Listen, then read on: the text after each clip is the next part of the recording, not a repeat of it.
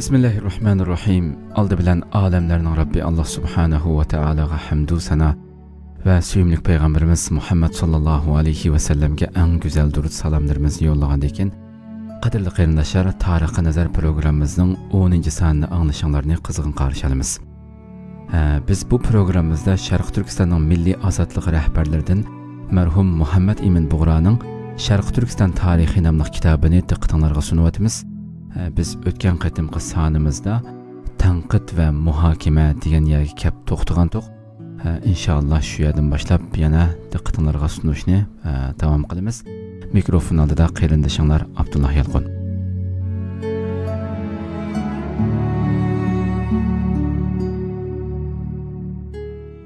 Tanqid va muhokama.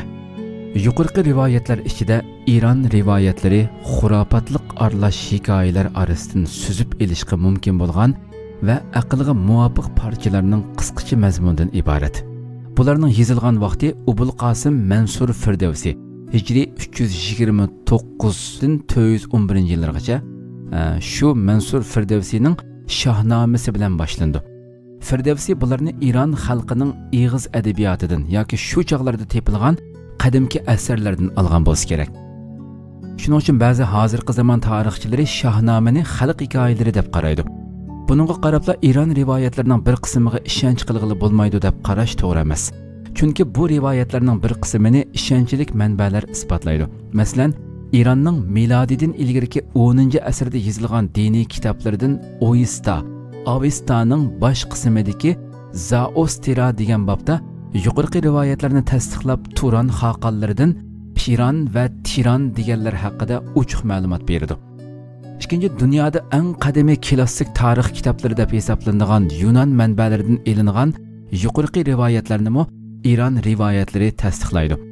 Uchinchi, Hindistonda milodidan ilgirki yozilgan va bugungacha saqlanib kelayotgan Hindu dinining muqaddas kitoblari va tazkira nomlaridagi vasiqalar yana bu rivoyatlarni tasdiqlaydi. Yunan rivoyatlari bo'lsa ilm dunyosi tarixiy hujjat deb e'tirof qilingan klassik tarix kitoblaridan ilingan. Rivoyat qilguvchilar Herodot, Kitiasiyas va Xinumas qatorliqlar. Milodidan bir qancha asr burun o'tgan mashhur olimlar bo'lib, yozgan asarlari ilmiy qimmatga ega hujjat bo'lib hisoblandi. Shuning uchun İran rivoyatlaridan ilingan parchalarmi ilmiy qimmatga ega hujjatdir. Bularga yana qo'shimcha ba'zi rivoyatlar bor. Masalan, eng qadimki Yunon manbalaridan milodidan ilgirki 850-yillarda o'tgan Homerosning İlyada va Odessa degan asarlarda milodidan burunqi 9-asrda yashagan Hesod bilan milodidan burunqi 5-asrda yashagan Eshil ismli Yunon shoirlarining asarlarida iskitlarni eng ustun madaniyatga ega bir millat deb ta'riflaydi. Herodot qatorliq mashhur Yunon tarixchilari iskitlarni shu chog'dagi millatlar ichida eng botur, madaniyat va san'atda ustun bir millat deb yozadi. Bu tarixchilar yana Yunon podsho qaysarlari bolalarni o'qitish uchun iskitlardan o'qituvchi elib kelgan deb yozadi. Odessa, Kiev, Moskva va Leningrad muzeylarida iskitlarning ustun madaniyatini ko'rsatadigan qimmatli arxeologik hujjatlar to'lib tashidi. Keyingi chog'larda elib berilgan arxeologik qazishlar jarayonida o'tirg'i chiqqan paketlarmi iskit madaniyat tarixining milodidan minglarcha yil ilgari boshlanganligini isbotlamoqda.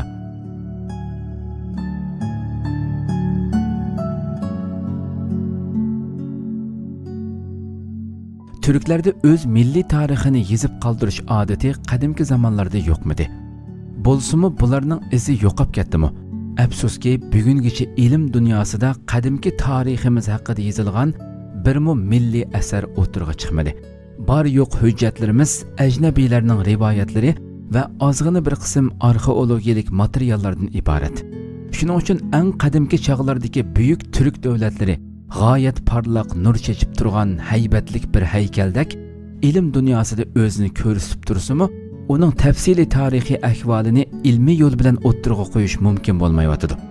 Kelgusdagi ilmiy tekshirish tadqiqotlar va arxeologik qazishlardagi kashfiyotlar bilan bu jihatlarda ko'p ma'lumotlar maydonga chiqadi va tariximizda bugungacha qolgan bo'shliqni to'liqlaydi deb ishonaman. Tuvanda biz Afrasiyab Marsiyasini diqqatingizga sunamiz.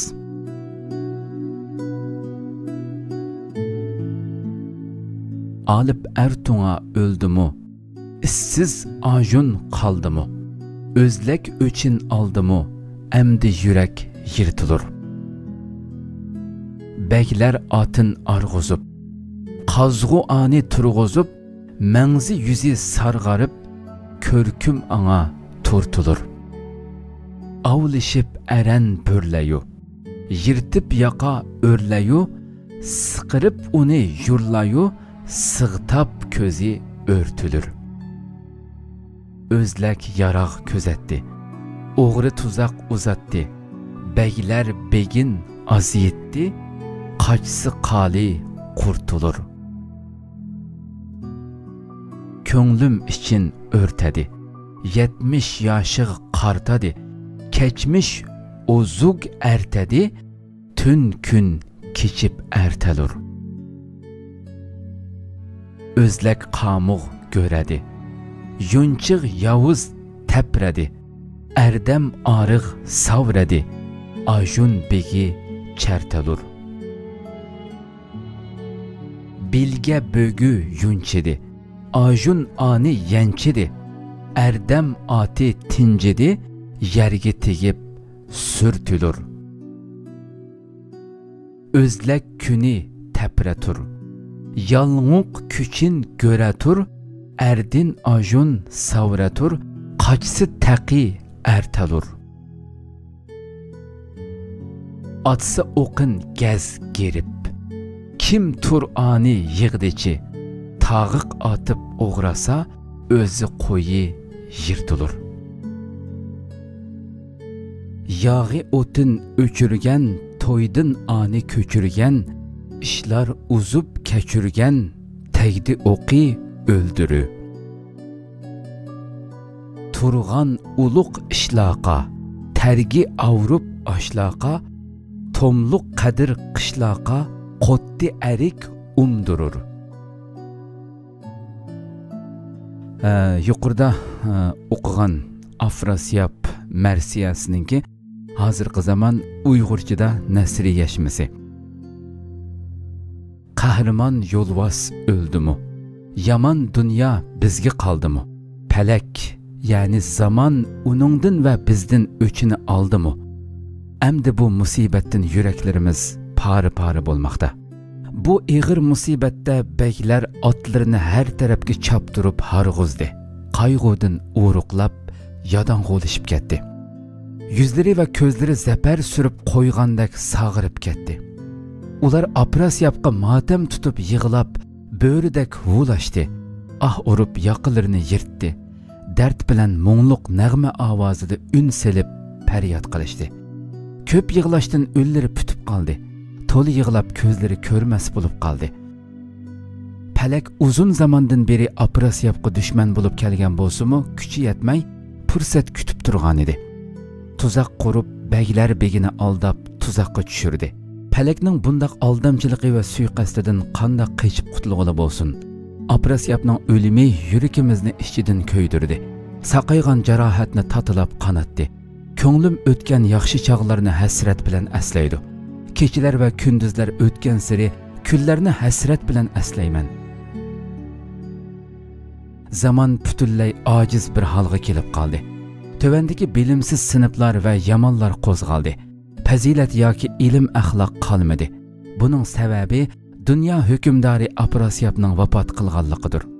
U o'lgandan keyin olimlar va hukumatlarning holi yomon bo'ldi. Dünya ularni azdi. Fazilatning nomi sesidi. Sesiq atga o'xshash xorlandi va nafratga uchirdi. Xuddi yerga tushib so'rilib qolganidek palak kunlarini harakatlantirdi ve yaxshi insonlarning kuchi az qoladi. Shuning bilan dunyoda erlar, boturlar ve yaramlıq kishilar qolmaydi. Palak qarshi turganlarga texmi besim ishiltib, ularni yo'qotmay qolmaydi. Palak o'qni nishonga batlab assa, uni kim to'salaydi? Agar o'q bilan tog'ni etib yo'q etishni ko'zlagan bo'lsa, tog' cho'qqisini parchalab jilg'ini tindirib etadi. Palakning odati shundoq. Buningdan boshqa yana cho'qim har xil bahona va bo'xtonlari bor. Agar qaslab atsa, tog' cho'qqisimi to'zib ketadi. U dushmanning o'tini o'chirgan va lashkargohlaridan qo'g'lab chiqargan edi. Beshidan nurg'un ishlar o'tdi. Shundoq bo'lsa-mu, ajal o'qi tegib o'ldi.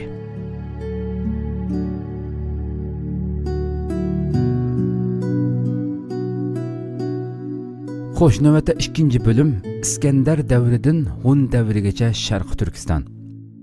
Buyuk Jahongir Iskandarning milodiydan burun 327-yili Sharq Turkistonda yengilib, chekinib qaytib ketganligi yuqorida bayon qilindi. Shuningdan boshlab Sharq Turkistonning Hun davlatiga qo'shilgan zamonga qadar bo'lgan oraliq, ya'ni 120 yillik bir mezgil, tarix sahnasida eng qorong'ulikda qolgan davri bo'lib hisoblandi. Chunki bu davrga oid hech qanday bir yozma asar va yoki arxeologiyalik material topilmadi. Faqat milodiy 150-yili yozilgan va dunyo ilm sohasida dastlabki yozilgan ilmiy qimmatga ega jo'g'rofiya kitobi deb tunilgan Ptolemaios Ptolemaios jo'g'rofiyasida tuvandagi ma'lumotlarni ko'ramiz. G'arbda Volga, ya'ni Volga daryosi, sharqda buyuk dengiz bilan chegaralangan mamlakat umuman Iskita deb ataladi. Iskitani İmavus tağları o'ttiridan g'arb va sharq ikki qismga ayirib turdi. Janubda bo'lsa, Imo Uyil tağları sharqdan g'arbga qarab suzilgan. Bu keng mamlakatni İmavus tağları g'arb tarafda tuvandagi mamlakatlarga bo'ladi. Birinchi Volga daryosidan boshlab taxminan 6 oygacha Osiyo Sarmatiyasi. Ikkinchi janubda Xazar, Kaspiy dengizi, Hindukuş tağları ve Amu daryosi o'ttirisida Bakteriyana. Üçüncü Oksus, yani Amu ve Yaksart, Sir daryosi o'ttirisida Sug'diyana. Üçüncü Sug'diyana'nın sharqidan İmavusga so'zilgan joy Saqarum, yani Saqa yurti. Beşinci İmavusning sharqidagi mamlakat Iskitya Sirikadur. To'rtinchisi tilg'ilingan Saqa yurti degan gap Ptolemaiosda ko'rsatilgan bu joylarni hozirgi zamonaviy jo'g'rofiyaga selishtirib ko'rganimizda İmavus tog'lari, ya'ni Altay tog'lariga to'g'ri keladi. Bugungi Qorong'u tog', Qaraqurum, Pamir va Hindukush tog'laridan iborat O'rta Osiyoning umurtqi so'ngini Ptolemaios, Imo Uyil degan bir ism bilan ataydi. Bugungi Sharq Turkistonda bo'lsa Saqarum, ya'ni Saqa mamlakati degan ism bilan atagan. Bu muallifning izohati. Xo'sh, Ptolemaiosning bu ma'lumotlari ko'rinishda tabiiy jo'g'rofiya vaziyatini ko'rsatsimi, diqqat qilishga arziydigan yeri shuki, uningda Iskitya, ya'ni Iskitlar mamlakatining chegarasi deb ko'rsatilgan chegara Hun davlatining chegarasining dal o'zi. Chunki butun tarixchilarning birlikka kelgan fikricha, milodiydan burungi 2-asrning o'ttirlarida Hun davlatining territoriyasi g'arbda Volga daryosi, Xazar dengizi, janubda Hindukush, Pamir, Qaraqurum, Qorong'u tog', ya'ni Koillon, Oltin tog'lar va Seriq daryo, sharqda Koreya va Yapon dengizi, shimolda Sibiriya yayloqlaridan iborat edi. Yuqoriqilarga asosan biz shuni ayta olamizki, buyuk Hun xaqoni Batur chinchi talaffuz qilinishi Muta, Mudu yoki Budu. O'z territoriyasini 4 atrofga kengaytganda g'arbdagi Iskit davlatini og'dirib, Volgagacha bo'lgan butun Iskit mamlakatini Hun davlatiga qo'shgan. G'arb olimlari bu hodisani bir Iskit davlatining munqariz bo'lishi emas, balki yangi bir Iskit oilasining texmi kuchlanib, yangidan o'ttirga chiqishi deb hisoblaydi. Shuning bilan Iskit degan bu atalg'oning g'oyat keng bir zaminga yerlashgan Samarat, Bakter, So'g'd, Saqa va Serik qatorliq qavmlarning o'rtaq etnografiyalik ismi bo'lganligini hamda Ptolemaios jo'g'rofiyasida Seriklar yurti deb ko'rsatgan Iskitya Sirika aholisidan bo'lgan Hunlarning Iskitlar to'plamining bir parchasi ekanligi bilinmoqda. Chin manbalarida, ya'ni Xitoy manbalarida Sharq Turkistonga oid ma'lumotlar miloddan ilgariki 115-yildan 138-yillar orasida Sharq Turkistonga sayohat qilgan Jang Qianning bergan ma'lumotlari bilan boshlaydi. Undan burungi butun Chin manbalik, ya'ni Xitoy manbalik ma'lumotlarning hammasi taxminiy va aslsiz xurafiy so'zlardan iborat bo'lib, e'tibor qilishga arzimaydi. Demak, Xitoy manbalaridagi ma'lumotlar Hun xaqonligining Turkistondagi hokimiyatining 91-yilidan boshlaydi. Yana bu ma'lumotlarga qaraganda Hunlar davrida Hun davlatiga tava 30dan oshiq yerlik baglik xonliqlar bor edi. Bularni Hun davlati degan bobda tafsiliy bayon qilamiz. Bulardan shuni ko'ramizki, Turkistonda miloddan burun bir qancha asrdan boshlab bir feodallik yerlik xon sistemasi hukm surmoqda edi.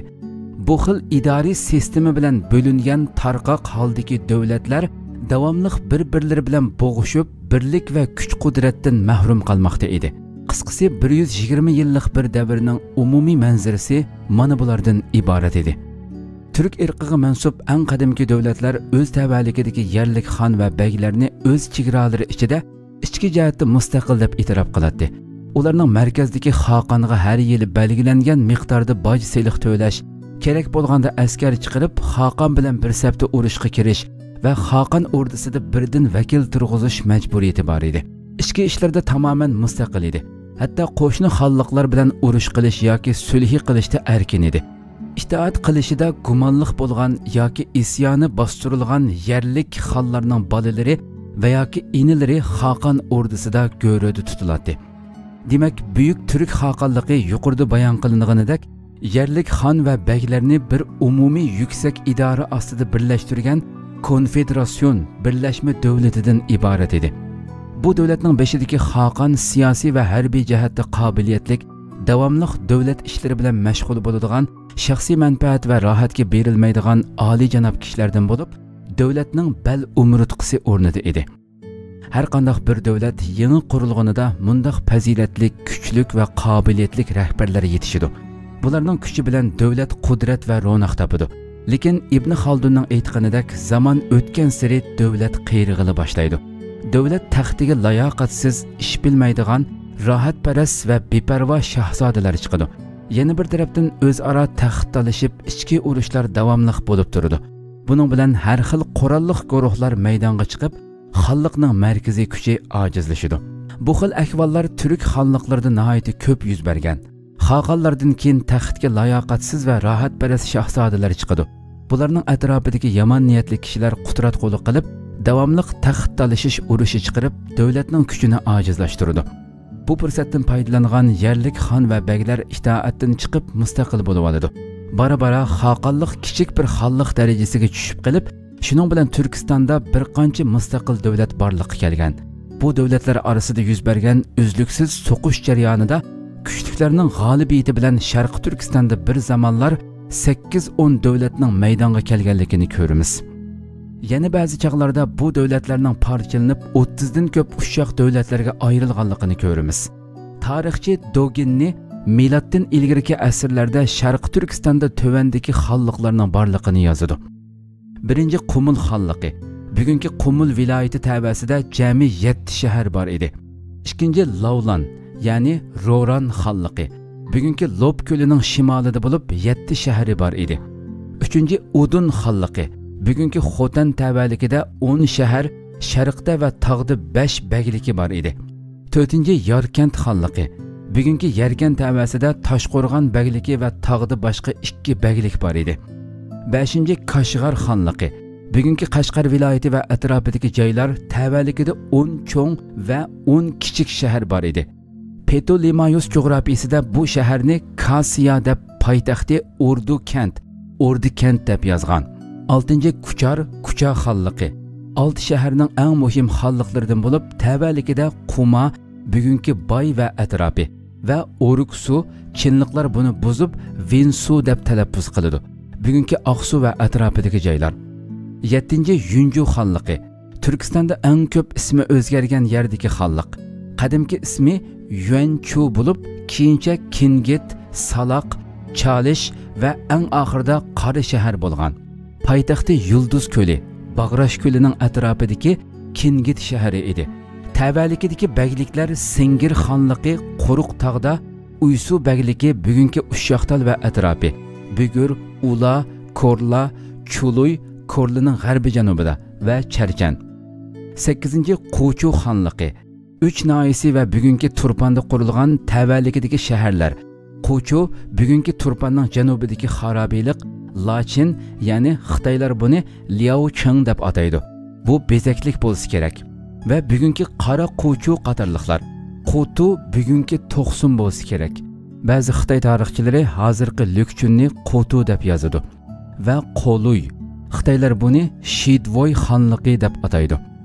9-Beshbaliq xonligi bugungi Urumchi va atrofi cho'ng bir xonliq bo'lib, janubda Qochu xonligi, shimolda Hun davlati, g'arbda Uysun xonligi bilan tutishidi. Tavalikida Chami, ya'ni bugungi Qutubi, Cho'ngbaliq, bugungi Goching va atrofi, Opunko'l, ya'ni Manas va atrofi, Chu, Urumchi va Pukang o'rtasidagi joylar va Baylo, Pukang, Yulish, Chimsar va atrofi. 10-Usun xonligi, sharqda Irtish daryosi, g'arbda Toshkent xonligi, janubda Tangri tog'lari, shimolda Sibiriyagacha cho'zilgan keng bir yerga joylashgan cho'ng bir xonliq. Xitoy manbalarida Usun va yoki Uysun deb yozadi. Yunan manbalarida Masajid va yoki Masagid deganlar mushular bo'lsa kerak. Betlamius bularni Abi va Aypu Kaji iskitlari deb ataydi. Poytaxti Chaqu shahri bo'lib, Ili daryosi bo'yida edi. 11-Hun xonligi, sharqda Manjuriya, g'arbda Irtish daryosi, Qumul va Beshbaliq xonliqlariga chegirdosh edi. Demak, bugungi Sharq Turkistonning Altay viloyati va Qumul viloyatining ozroq bir qismila Hun xonligiga tava edi.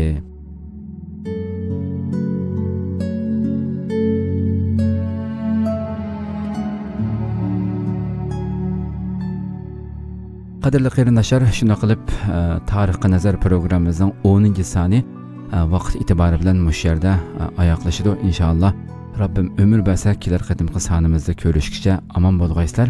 Inshaalloh 11-sonimizda 3-bölüm, kitobning 3-bölümü Sharq Turkistonning Hun ittifoqiga qo'shilishidan tortib islomgacha bo'lgan davra haqida to'xtalamiz. Omon bo'lg'aysizlar. Assalomu alaykum va rahmatullohi taala va barakatuh.